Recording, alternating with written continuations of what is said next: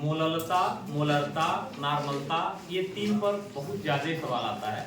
और एक सवाल आता है मोल प्रभाज पर। मोल प्रभाज के लिए सूत्र याद आया होगा कि विलेय का अलग मोल प्रभाज डिसाइड करते हैं और विलायक का अलग मोल प्रभाज डिसाइड करते हैं। अगर हम इसको पहले ही से जान रहे हैं कि इनके मोलों की संख्या कितनी है किसी विलेयन में, हमेशा दिया नहीं रहता है, लेकिन अगर ये पता चल गया कि इसमें मोलों की संख्या कितनी है तो उस आधार पर उसके मोल प्रभाज की गणना कर सकते हैं। बताए थे कि विलेय के मोलों की संख्या को थोड़ा छोटा मानने के वजह से, क्योंकि विलेय ऑलरेडी विलायक से कम मात्रा में माना जाता है, तो उसको स्मॉल एन से इंडिकेट करते हैं और विलायक को कैपिटल एन से। तो जब उसका मोल प्रभाज डिसाइड किया जाता है तो फार्मूला बनता है स्मॉल एन बटे small n plus capital n. तो स्मॉल एन और कैपिटल एन मिला करके विलेयन हो गया और स्मॉल एन विलेय हो गया। उसी तरह कैपिटल एन बटे small n plus capital n करते हैं तो विलायक के मोल प्रभाज की गणना इससे हो जाती है। इसी पर आधारित कुछ सवाल है। इसे एक सवाल आप स्वयं लिख लीजिए, मैं बोल रहा हूँ, क्योंकि सवाल लिखा रहेगा, सवाल लगाएंगे उसको तुम लोग करते रहना बाद में, लेकिन पहले तुम उसको लिखते जाओ। देखिए 214.2 ग्राम 214.2 ग्राम चीनी के सीरा में 214.2 ग्राम चीनी के सीरा में 32.2 ग्राम सुक्रोज उपस्थित है।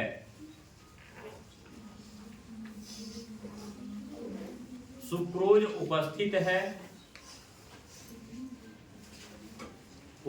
है तो इस विलयन में सुक्रोज के मोल प्रभाज की गणना कीजिए।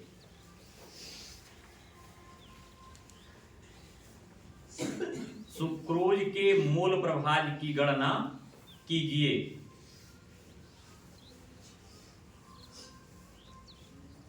मोल प्रभाज की गणना कीजिए। यदि C बराबर 12, यदि C बराबर 12, H बराबर 1, O बराबर 16 हो गया। अब यहां ध्यान से देखना क्या चीज चल रहा है। सीरा बोले हैं ना, सीरा विलयन है, यानी विलयन की मात्रा कितनी है, पूरे विलयन की मात्रा कितनी है 214.2 ग्राम। कोई डाउट इसमें? और शर्करा क्या बोले हैं, सुक्रोज, सुक्रोज की मात्रा, सीधे सीधे चीनी की मात्रा मेरे कहने का मतलब है, बराबर हो गया 32.2 ग्राम। हमको चूंकि निकालना क्या है, मोल प्रभाज की गणना करनी है, तो मोल प्रभाज की गणना करना पड़ेगा, तो दोनों को अलग अलग करना पड़ेगा। क्लियर ना? तो दोनों को अलग करने का मतलब ये हो गया कि अब हमें विलायक, यानी जो ये विलयन बना हुआ है सीरा, उसमें विलायक की मात्रा बराबर कितना कर देते हैं, 214.2 में से 32.2 घटाएंगे तो यहां हो जाएगा आपका 82 हो गया क्या, 182।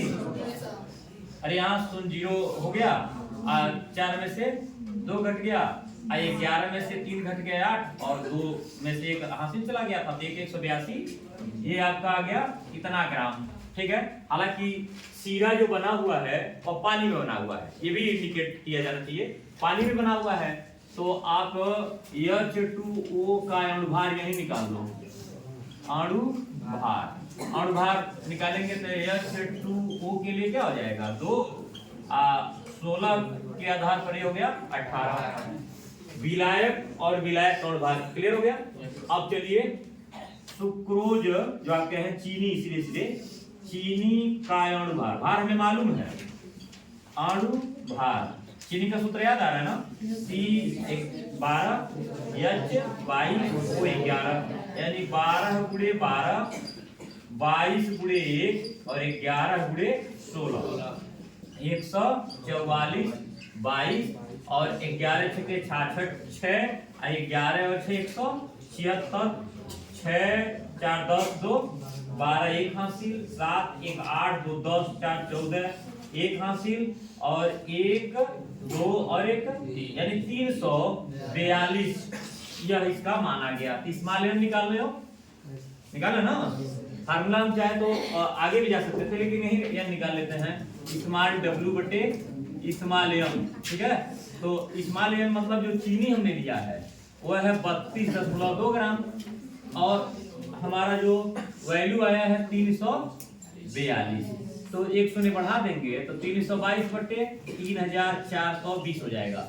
और इसे अगर हम कहीं भाग दें, यहाँ रख मान लीजिए हम रख कर दे रहे हैं 3420 और ये हो जाएगा 322। यहाँ से लगाएंगे जीरो, अभी भी कम पड़ गया, जीरो एक और लगाते हैं। अब तो अब हमको पढ़ना है 9 10 बार तो पढ़ नहीं पाएंगे, 10 बार पढ़ते थे 34,000 हो जाएगा, जबकि 32,000 है। 9 बार पढ़ते हैं, 9 9 दूनी 18 1 9 चौके 36 1 37 और 9 3 27 1 28 0 2 हां से चला गया 11 यानी 4 फिर 11 यानी 3 ये बच रहा है, कितना बच रहा है? हाँ 31 होगा, 31 हो जाएगा।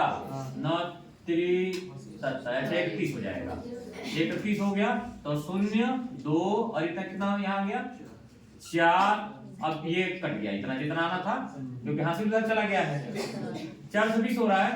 अब तो अगर शून्य भी बढ़ाते हैं तभी कम पड़ रहा है, किया जा रहा है, आ गया है।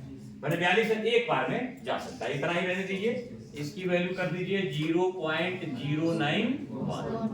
अब कैपिटल एन डिसाइड कर लो। कैपिटल एन में कितना वैल्यू है? 182 मिला था, 182। इसको काट देना 18 से, तो 18 से जब काटेंगे तो ऐसे दिख रहा है और हमको लग रहा है ये जीरो भी बढ़ जाएगा क्योंकि 180 हो जाएगा। और उसके बाद एक और आना चाहिए, कर ही लेते हैं। इतना है 18 से काट रहे हैं तो एक बार में 18 कट गया, 2 नीचे आ गया, 0 बढ़ गया और 0 1, मतलब अब वही एक एक आता रहेगा। इसके बाद हमें इसी स्मॉल एन वाले का यानी सुक्रोज का, चीनी का मोल प्रभाज निकालना है। चीनी का मोल प्रभाज बराबर में क्या आएगा? n plus capital small n बहुत कम मिला था 0.091 अपान 0.091 प्लस 10.1 यानी 0.091 अपान इसको अगर हम ऐड कर दें तो 10 हो जाएगा 0.191। ठीक है नहीं है? ये दशमलव के बाद ही जुड़ेगा या 1 के सामने 0 के सामने 1 हो गया। इसमें वैल्यू आपकी आ गई 91 बटे 10.191। अब इसको भी काटना पड़ेगा। इसमें देखो विस्तृत उत्तरी में आया है क्वेश्चन, बड़े लॉन्ग क्वेश्चन में है तो है भी, वो छोटा सा दिख केवल रहा है। कैलकुलेशन करोगे तो टाइम ले लेगा, जो जितना मांग रहा है टाइम उतना तो लेगा ही लेगा। अब इसको हम काट दे रहे हैं, अभी हटा देना है ना। 10,191 और इधर हो गया 91, जीरो बढ़ाए पॉइंट बढ़ाए 0 हो गया, 0 बढ़ाए 0 हो गया क्योंकि ये 10,000 है। अब ये 9,000 तक पहुंचे हैं और एक 0 और बढ़ाना पड़ेगा ना तब। और इसके बाद कितनी बार पढ़ना पड़े? 10 बार तो पढ़ेंगे नहीं, लगभग 9 बार पढ़ेंगे। यानी इसकी वैल्यू जो आ गई 0.009 या 9 × 10⁻³ इसका मूल इसका कोई मात्रक नहीं होता है। कारण यह है कि ये मूलों की संख्या है और संख्या दोनों तरफ है। अरे उधर भी विलेय के मूल संख्या, इधर विलेय के कुल मूलों की संख्या। तो मूल संख्या संख्या का कोई मात्रक नहीं बनता है, जबकि मूलरता का बनता, मूललता का बनता। मूलरता का याद है ना, मोल प्रति लीटर लिखे थे या मोल प्रति किलोग्राम लिखे थे मूललता का। इसमें कोई मात्रक नहीं आएगा। ये एक आइडिया था, इसको तुम लगा सकते थे। क्लियर हुआ? कुछ आइडिया अगर आया जगह छोड़े रखना, इसको तुम अपने अभ्यास में रखो। हम सवाल केवल लगा रहे हैं तुम्हारे सामने ताकि ज्यादा से ज्यादा तुम्हारे तक क्वेश्चन जा सके। अगर सही से समझ में आया है तो लगा लोगे। अब गुणा और भाग तो तुम घर पे कर ही सकते हो। एक बार और बता दे रहे क्या करना पड़ेगा।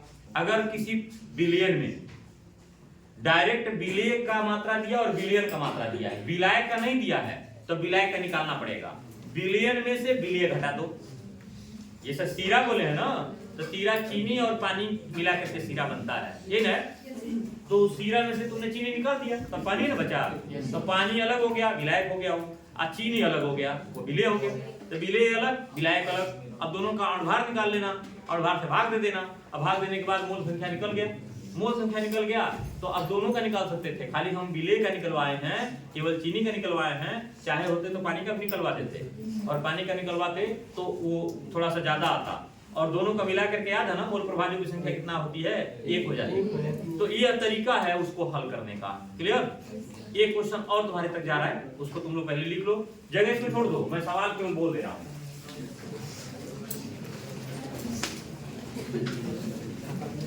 बोले चीनी के सिरे के, फिर वही सवाल है लेकिन देखना सवाल में अंतर है। चीनी के सिरे के 214.2 ग्राम में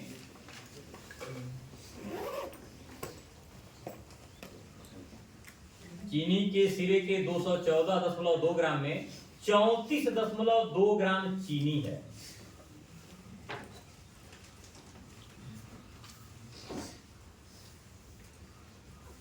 .2 ग्राम चीनी है, तो सिरे की मोललता ज्ञात कीजिए। तो सिरे की मोललता ज्ञात कीजिए।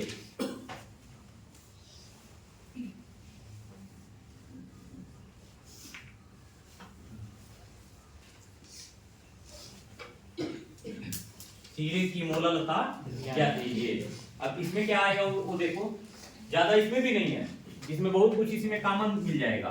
अंतर तो आ ही गया है, इसमें मोल नहीं निकालना है, सिर्फ एक ही मोल निकालना है। और इसमें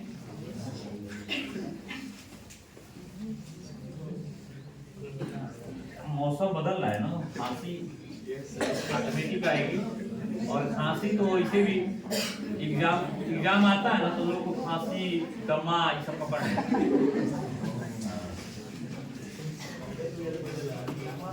जितनी छोटी छोटी बीमारियां हैं अब शुरू हो जाएंगी। इसको भी देखना ही है, लगाना नहीं है, क्योंकि इतना कोशिश कर रहे हैं कि हम तुमको बता दें, और जहां तुमको फंसेगा वहां तो तुम्हारे पास साधन जा ही रहा है। तो उसको तुम सिर्फ जय क्वेश्चन हो सके टेकअप कर लो। इतना ही ग्राम सीरा लिए हैं। चीनी क्या ग्राम लिए हैं इस बार? चीनी, हाँ चीनी की मात्रा, बात नहीं, चीनी की मात्रा हमने लिया 34.2 ग्राम। अर्थात अब इसमें से हमको फिर विलायक निकाल लेना है, विलायक का भार, विलायक का भार, यानी मात्रा ही लिखते हैं, भार लिखो मात्रा लिखो एक ही चीज है। 214.2 ग्राम में से 34.2 घटाओगे 30 बार 180 ग्राम हो जाएगा। ठीक है? अब चूंकि विलायक का भार तुमने निकाल लिया, अब इसमें विलेय की मात्रा कितनी है? विलेय की मात्रा ऊपर दिख रहा है, ये चीनी को विलेय बोल रहे हैं, 34.2 ग्राम कर दिए।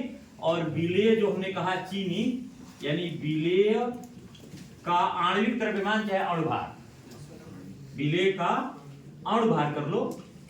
अणुभार जब निकालेंगे तो C12 H22 वो 11 में निकाले भी हैं, 12 गुणे 12 किए थे, 1 गुणे 22 किए थे, चाहे 22 गुणे 1 किए थे, और यहाँ 11 गुणे 16 कर देना है, 144, 22 और 176 जोड़ के 342 ग्राम हो गया। इतने इसका ग्राम में लिखो चाहे ग्राम प्रति मोल लिखो, इससे कोई मतलब नहीं है, यहाँ इस संख्या ही होता है। अणुभार है ना, और भार है तो ग्राम लिख भी सकते हो। अब इसमें इसके बाद क्या करना है, मोललता का फार्मूला तुम्हें याद हो रहा होगा। मोललता इसमें था N/W, याद आया? N मतलब मोलों की संख्या, और किसके मोलों की संख्या? विलेय के मोलों की संख्या। तो यहाँ इसका एक सूत्र होता है स्मॉल w बटे स्मॉल m गुणे कैपिटल W। अब यहाँ स्मॉल w का जो मान हम लोग को मिला है वो 34.2 ग्राम, इसका हमने मान निकाला 242 गुणे W का मान हम लोगों ने कितना ग्राम लिया है? 180। और याद है ना, ग्राम में नहीं लिया जाता है, किलोग्राम में लिया जाता है। हाँ 342 है। अच्छा चलो, कम से कम दिखा तो तुम लोगों को, अब दिख गया?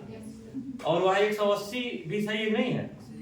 अब एक जगह और तुम लोग को थोड़ा सा परिवर्तन करना पड़ेगा। लिखा रहता है कि मोलों की संख्या बटे विलायक का भार किग्रा में, ग्राम में नहीं, यहाँ हमेशा थोड़ा सा फर्क पड़ेगा। तो किग्रा में इसका मतलब हमने तो 180 ग्राम लिया था, तो किग्राम बदलने के लिए क्या करेंगे, 1000 ऊपर ले चलेंगे। अब उसको एक यहाँ एक जीरो इनको प्रोवाइड करवा दीजिए, 342 गुणे यहाँ 100 कर दीजिए। अब 342 नीचे भी 180 आसानी से यह कट गया, इससे इसको काट दीजिए। और ये 2 और ये 5 और 9 में अब आप 5/9 का तो भाग दे ही सकते हो। इसमें तो हमको लग रहा है कि नहीं दिक्कत आना चाहिए। कितना हो जाएगा, 949 ना। अच्छा चलो ठीक है, 9/45 होता है, कटेगा ही। अब 5 5 5 5 आता है, चला जाएगा। यह हो गया 0.56 क्या मोल प्रति, ये इसका मान प्राप्त हो गया। इसमें किसी को कोई डाउट लग रहा है? क्या किए हैं, पहले बिलियन में से विलेय को हटाए हैं, विलेय में से विलेय को हटाने के बाद जो बचा है वो विलायक बचा है। फिर हमको विलेय के मूलों की संख्या निकालना पड़ा है। विलायक का कुछ नहीं करना, विलायक का जितना ग्राम है वो ग्राम में ही रहेगा। अब इसके आधार पर हमको मोल बटे विलायक के भार को लेकर के उसकी तुलना करनी पड़ी है। और उसमें थोड़ा सा केयर ये किया गया है कि हम जब भार लिए हैं तो ग्राम में लिए हैं, और विलायक का भार हम लोगों को सूत्र में किलोग्राम में लेना होता है, तो वह किलोग्राम में बदल करके इसकी गणना किए हैं। क्लियर हो गया? अगला एक क्वेश्चन और आगे लिखिए।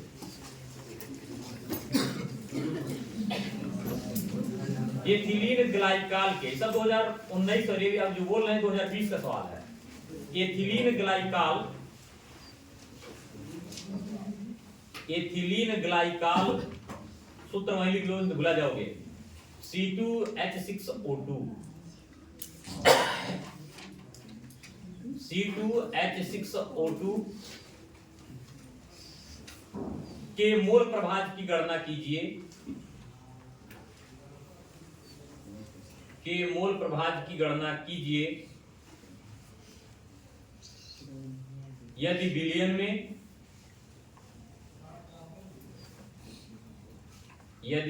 में, एथिलीन ग्लाइकॉल का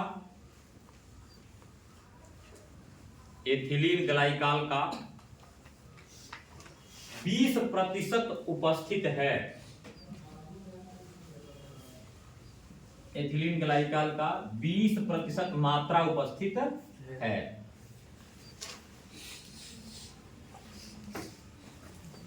यदि नीचे दिया रहता है, यदि C बराबर 12, H बराबर 1, O बराबर 16,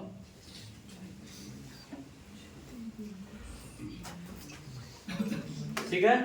अब यहां देखो, एथिलीन ग्लाइकॉल तुमने लिया, एथिलीन ग्लाइकॉल सूत्र अभी क्या बोले हैं, C2H6O2 की मात्रा 20%, फिलहाल 20%। तो 20% में इसकी मात्रा कितनी होगी, तो परसेंट मात्रा हो गया, प्रतिशत मात्रा की प्रतिशत मात्रा यहां समझो।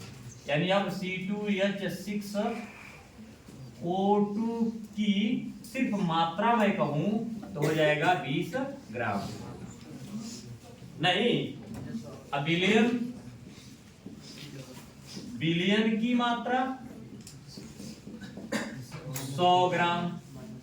अब विलायक निकालिए इसमें से, विलायक की मात्रा कहेंगे 100 ग्राम का है तो 120% है ना, तो 20% है, इसका मतलब 100 में 20 ग्राम की मात्रा उस पदार्थ की उपस्थित है, बाकी पानी है।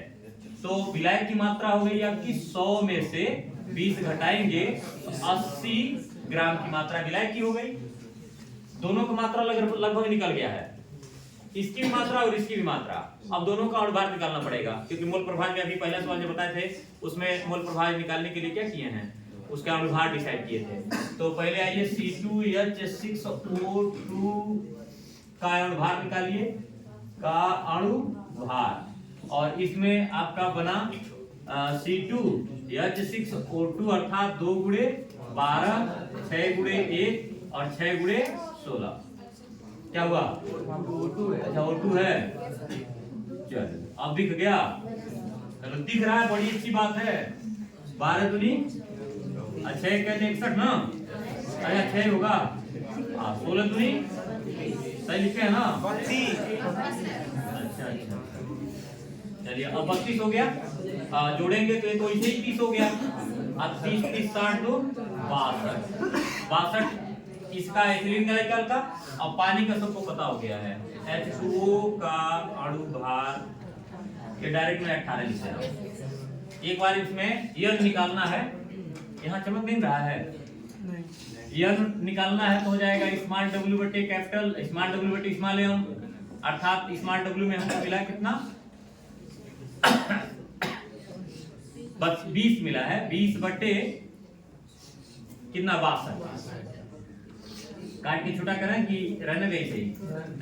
अरे छोटा थोड़ा सा कर सकते हैं, 10 और 31 कर देंगे तो 10 बटे, और इस कैपिटल एम का मान निकल जाएगा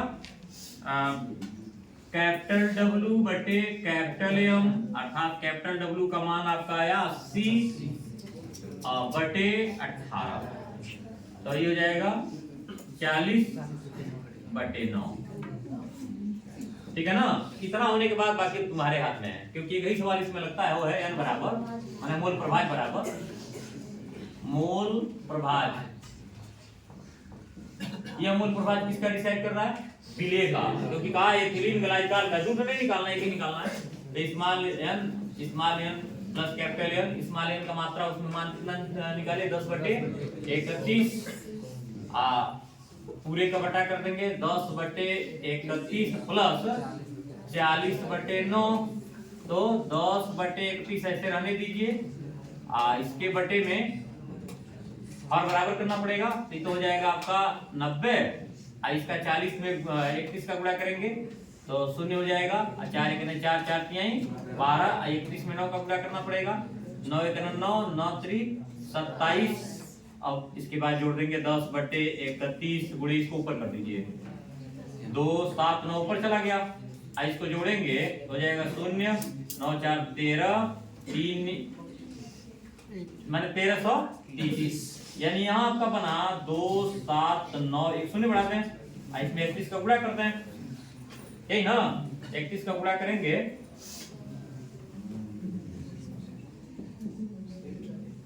0 3 3 1 0 9 9 3 0 3 2 10 11 4 1 2 3 0, और इसका फिर भाग देना पड़ेगा, तो आपका आ जाएगा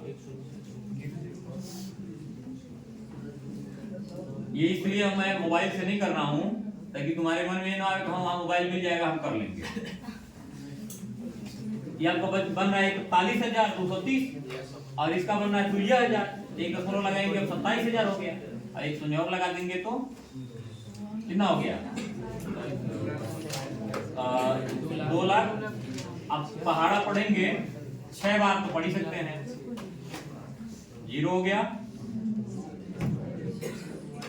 6 3 18, 6 2 12 1 13, 6 1 6 1 7 और 6 चौके 24, 0 2 9 6 8 1 3 यहाँ हो गया, ये कट गया, यार फिर 31,000 समथिंग। हमको लग रहा है 0 और बढ़ा दें, और उतरने में तो नहीं लेकिन ये 6-7 बार में जा सकता है।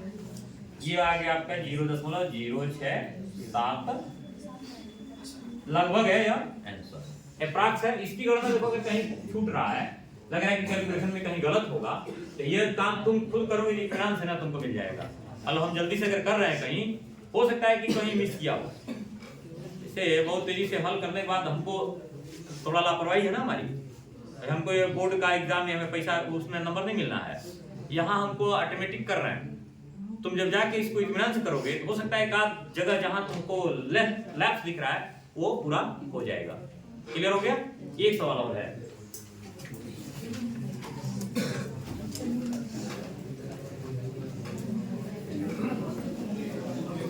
बहत्तर ग्राम जल, 2019 में पूछा हुआ है ऐसे। 72 ग्राम जल और 92 ग्राम एथिल अल्कोहल के मिश्रण, 72 ग्राम जल और 92 ग्राम 92 ग्राम एथिल अल्कोहल के मिश्रण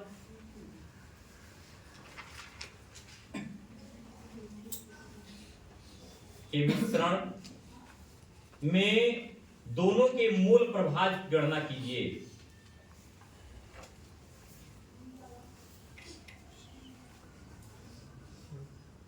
दोनों के मोल प्रभाज की गणना कीजिए।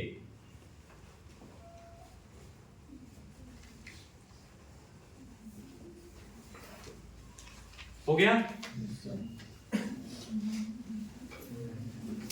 अब इसमें दो चीजें जाननी है। पानी तो जान गया हो, जल का सूत्र तुम्हें पता है, एथिल अल्कोहल का भी सूत्र मालूम ही है। तो शुरुआत मैं करा रहा हूं, ओरल में बोलूं क्या थोड़ा सा?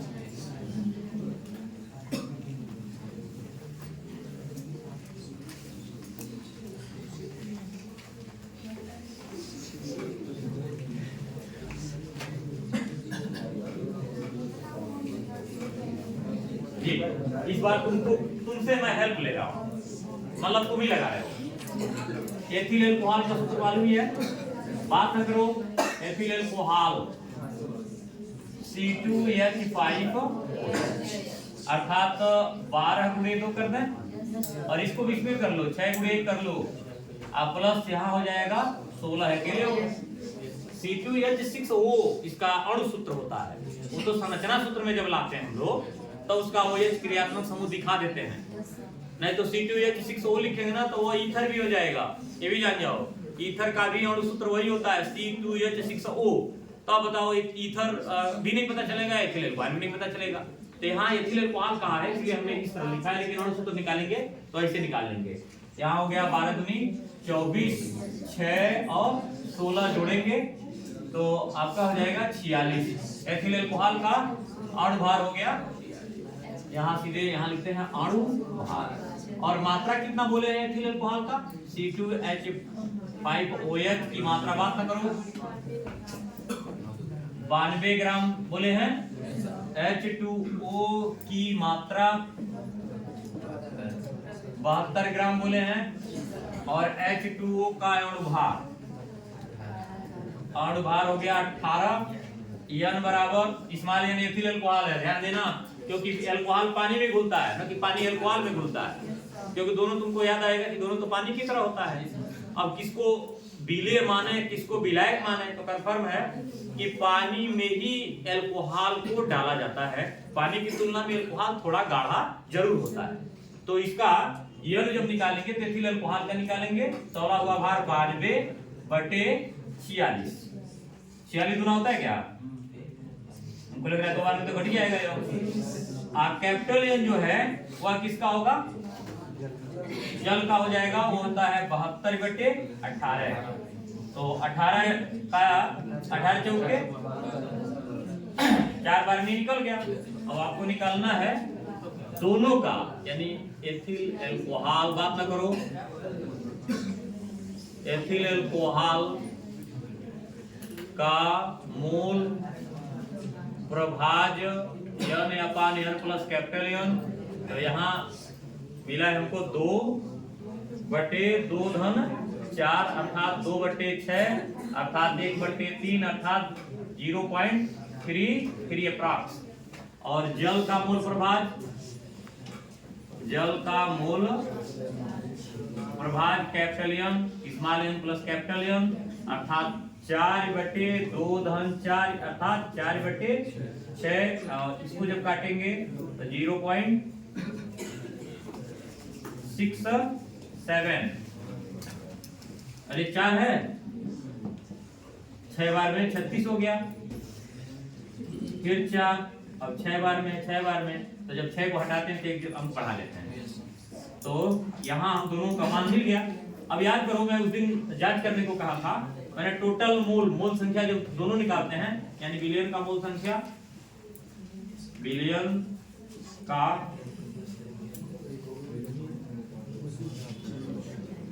मोल अगर डिसाइड करेंगे तो मोल संख्या में हो जाएगा 0.33, ये लगाना नहीं है, तभी मिटा दे रहे हैं, 0.67 करोगे तो एक आ जाएगा। यही इसका तरीका है, इसकी जांच, इसको करना नहीं है। आंसर हम लोग का मिल गया, एक ये हो गया और एक ये हो गया। इतना ये आज का सवाल था। इसमें अगर तुमको कोई प्रॉब्लम हुआ होगा तो एक बार फिर पूछने की कोशिश करना। कल भी अभी न्यूमेरिकल बता दूंगा। न्यूमेरिकल में कल बचा हुआ है मोलालता, जब प्रतिशत दिया रहता है, मतलब H2SO4 का घनत्व दिया रहे और उसकी इतनी प्रतिशत मात्रा दिया रहे, तो उससे भी कुछ कैलकुलेशन है जो तनी कठिन लगेगा, ठीक है ना, उसको कल समझना।